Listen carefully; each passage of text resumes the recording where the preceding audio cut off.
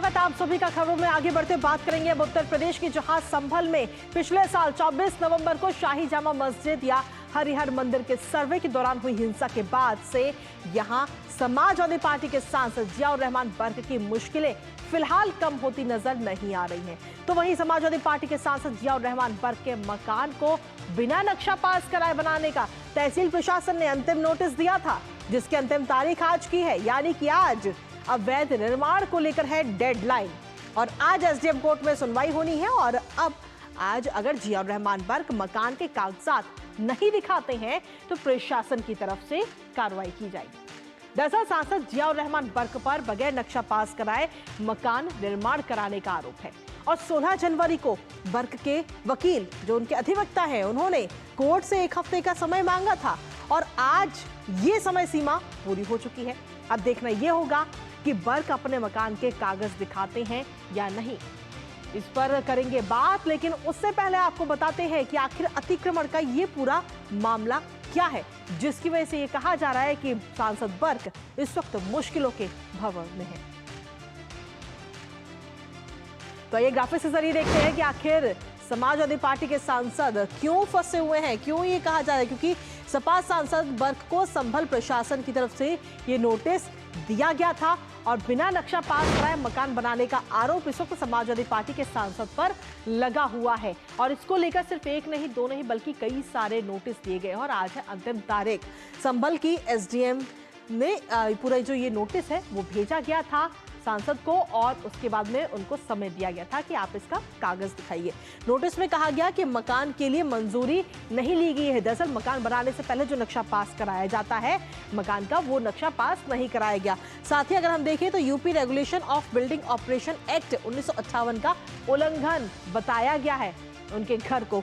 Notice में निर्माण कार्य को रोकने के लिए भी कहा गया है कि जो निर्माण कार्य उनके घर पर चल रहा है उसे भी रोक दिया जाए। इसके साथ ही अब अगर हम देखें तो अब क्या कुछ एक्शन हो सकता है सांसद बर्क पर, क्योंकि निर्माण अगर जारी रहा तो 10,000 रुपए का जुर्माना सांसद बर्क को देना पड़ेगा और ये एक्शन लिया जा सकता है।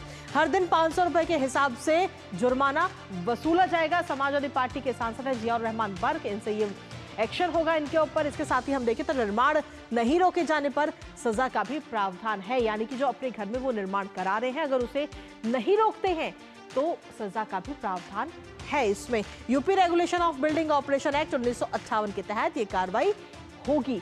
तो फिलहाल अब देखना होगा कि जो मकान है उसका नक्शा वो दिखाते हैं या नहीं, क्योंकि अवैध निर्माण को ध्वस्त करने का भी आदेश दिया जा सकता है।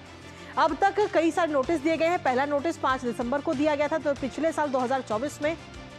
उसके बाद में बर्क को दूसरा नोटिस दिया गया 14 दिसंबर 2024 को और तीसरा नोटिस दिया गया 28 दिसंबर को, यानी कि तीनों नोटिस जो है वो पिछले साल के। 12 दिसंबर 2024 तक उसका जवाब देना था पहले नोटिस का।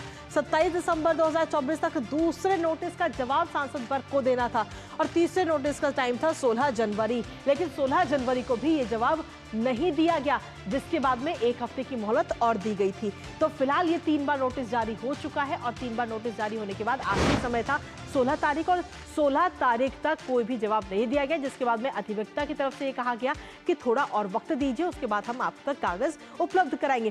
फिलहाल वो वक्त भी, वो समय सीमा भी आज हो रही है खत्म। करेंगे इसी पर बात, हमारे साथ में हमारे सहयोगी विकास से जुड़ रहे हैं। विकास, सांसद बर्क की मुश्किलें जो है वो थमने का नाम नहीं ले रही हैं और अब जो उनके मकान है उसमें अवैध अतिक्रमण जो किया जा रहा है, जो निर्माण कराया जा रहा है, उस पर कई सारे सवाल खड़े हो रहे हैं। 3 नोटिस जारी हो चुके हैं। जी बिल्कुल, एक कहावत है कि जो आपने किया है वो सामने आएगा, वही सामने नजर आ रहा है। एसडीएम कोर्ट में आज शाम तक का समय दिया गया है। बर्क की तरफ से वो बातें बतानी होंगी कि आपने निर्माण के लिए क्या कुछ कागज है, नक्शा क्यों नहीं पास कराया गया है। बिल्कुल, लेकिन ये बात साफ जाहिर होती है कि उस मकान का नक्शा नहीं पास कराया गया है। ये स्पष्ट होता है संभल तहसील के द्वारा, जो विनिमय विभाग होता है वहां पर नक्शा पास कराने के बाद ही कोई निर्माण कराए जाने का काम किया जाता है, जो इनके द्वारा नहीं किया गया। इनके द्वारा इनका इतना रसूख था उस इलाके में कि ये तो यही था। इससे पहले हमने देखा कि इनके यहाँ जो बिजली कनेक्शन चोरी का लगा हुआ था, जिसमें 1,91,00,000 का जुर्माना हुआ, तो ये कहेंगे प्रशासन एक्शन में है और तब इसके बाद जाकर ये कार्रवाई होती है। इनके अवैध निर्माण चलता रहता है और अब जाके प्रशासन की तरफ से एक्शन होता है, नोटिस होती है। आज तक का अंतिम दिन का समय है। आज इनकी तरफ से जवाब जो आएगा, नहीं आएगा तो तो इसके बाद प्रशासन अपनी अगली कार्रवाई तय करेगा कि जुर्माना लगाना है, बुलडोजर की कार्रवाई करनी है, क्या कुछ करना है। ये सारी कार्रवाई एसडीएम कोर्ट के द्वारा तय की जाएगी। निश्चित रूप से बर्फ की मुश्किलें खत्म होती नजर आ रही हैं। लगातार बर्फ जिस तरीके से वहां पर एक रौला होता था, रसूख होता था, उसके मद्देनजर काफी ज्यादा यहाँ पर उनके यहाँ दीपा सराय का वो इलाका है जहां पर पुलिस जाने से कतराती थी। लेकिन अब समय बदल चुका है, अब आपको अपनी करनी का हिसाब देना होगा। अगर आपने ये निर्माण कराया, अवैध निर्माण कराया है, बिना नक्शे के कराया है, तो क्यों कराया है, आपको पूरे जवाब दाखिल करने होंगे। उसके बाद प्रशासन अपनी अगली कार्रवाई तय करेगा।